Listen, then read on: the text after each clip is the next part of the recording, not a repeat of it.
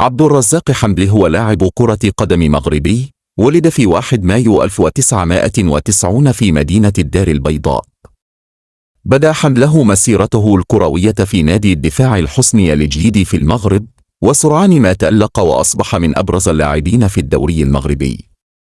في عام 2014 انتقل حمدي إلى نادي النصر السعودي، ولعب معه لمدة موسم واحد فقط قبل أن يتم إعارته إلى نادي الشباب السعودي. بعد نهاية فترة الإعارة عاد حمدي إلى نادي النصر السعودي في عام 2016، وهناك تألق بشكل لافت للنظر. في موسم من 2017 إلى 2018 قاد حمدي نادي النصر السعودي للفوز بلقب الدوري السعودي بتسجيله 29 هدفا في المسابقة. وفي الموسم التالي أصبح حمدي هدافا للدوري السعودي مرة أخرى بتسجيله 34 هدفا في 26 مباراة. في عام 2019 قرر حمدي الانتقال إلى نادي الاتحاد السعودي، وهناك تألق بشكل كبير في مسيرته مع الفريق.